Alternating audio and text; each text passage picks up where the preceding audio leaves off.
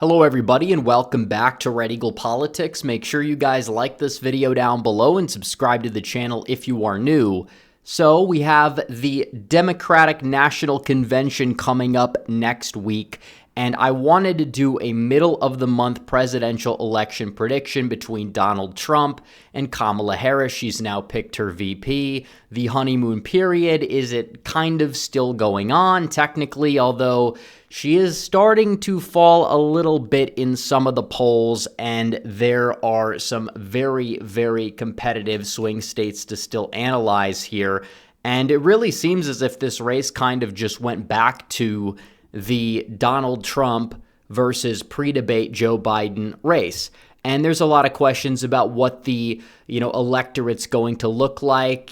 Donald Trump definitely was headed for victory over Joe Biden. That's why they basically benched him in favor of Kamala Harris, and they're hoping that she can energize enthusiasm and turnout. But already you got some sort of a sugar high. Is it really all that sustainable down the stretch when she's you would expect to be at her peak now? Democrats usually peak in the polling in August, and even then she can't even lead a poll by more than enough to guarantee her a victory in the Electoral College. That's kind of a little questionable there in terms of her ability to actually win, but it's definitely going to be a close election. It's going to come down to several swing states, but you look at the polling, is there a response bias? There usually is in August in favor of the Democrats. Joe Biden and Hillary Clinton, they both had near double-digit leads in the month of August, although the response bias calmed down towards the end of the month in both instances.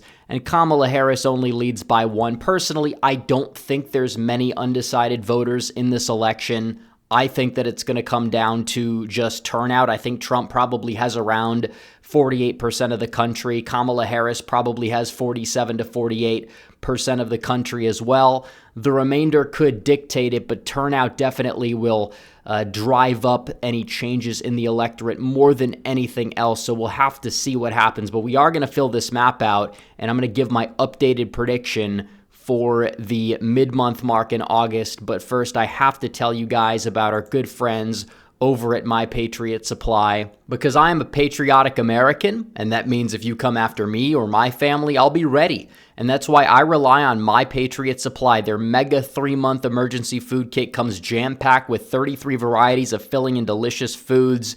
And you'll not only get creamy chicken-flavored rice, old-fashioned Italian spaghetti, and savory cheesy broccoli soup, but you'll also get a bonus protein kit with diced beef, flavorful chicken chunks, and 3 varieties of beans, plus 9 different fruits, vegetables, and snacks. All in all, this emergency food kit provides a whopping 2,500 calories a day to keep you well-fed and ready for anything. The way I see it, it's my solemn duty as an American to protect my family without waiting on handouts, and that starts with food, and you can depend on this food for up to 25 years. So go to prepareWithRedEagle.com right now to save $300 on your mega 3-month emergency food kit. It ships fast and free, so go to preparewithredeagle.com to save $300 on your kit.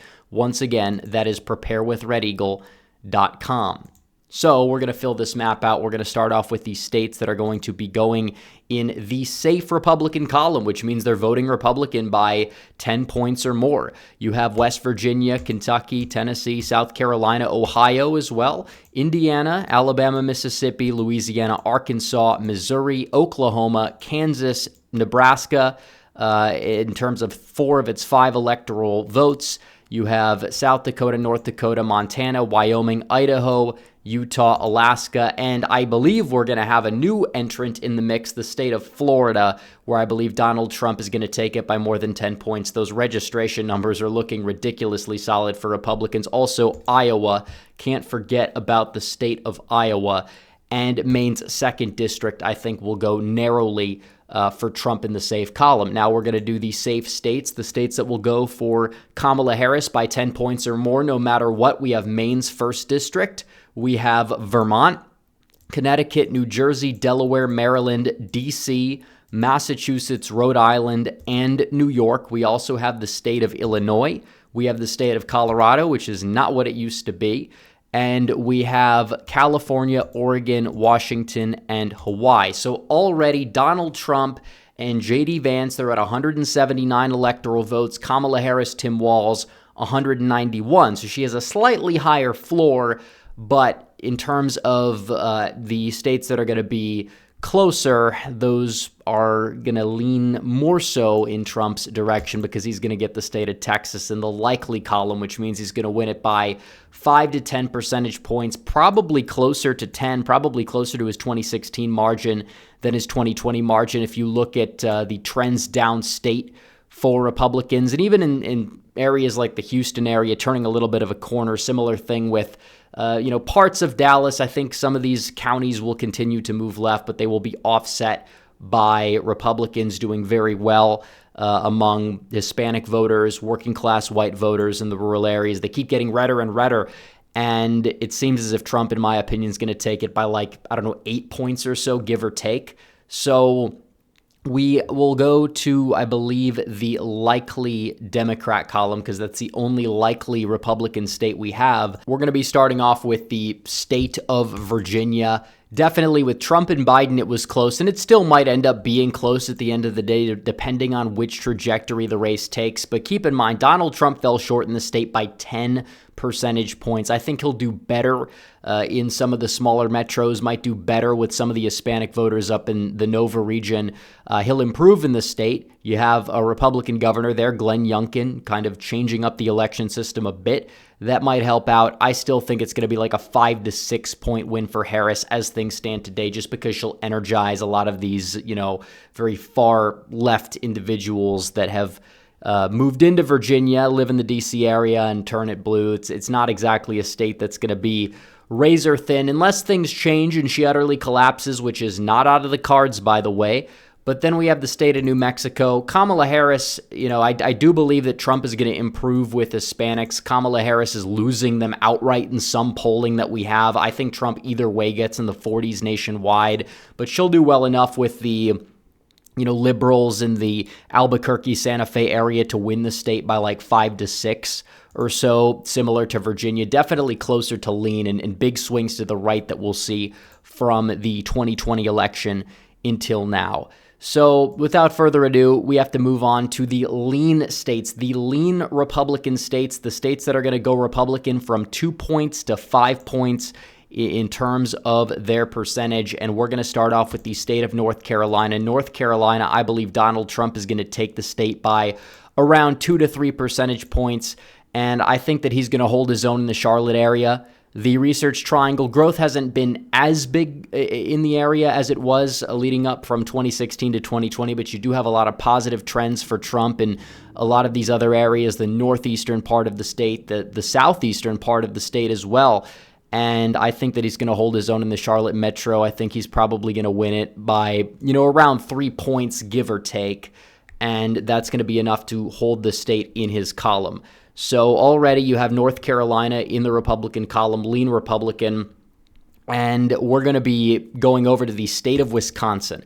And this is something that I figured out recently. Donald Trump actually padded 1.6 percentage points to his total in Wisconsin from 2016 to 2020. And Madison, you had very, very high turnout. Madison is going to come out big for Kamala Harris, but Kamala Harris is an awful fit for a lot of these white working class voters that live in the Driftless area, which is 20% of the state's population, and it keeps getting redder and redder. I think Donald Trump's going to hold his own in the WOW counties, might improve in Washington, probably loses a bit in Ozaukee. Waukesha's probably a bit stagnant. I think Trump will do better in Racine and Kenosha. Kamala might energize black voters in Milwaukee to a certain extent, but it's not as big of a share of the population in Wisconsin as the black vote is in Michigan, for example. And I think Trump's going to do very well in some of the smaller metros like, Green Bay, the Fox cities, you name it. I think he's going to take the state by over 2.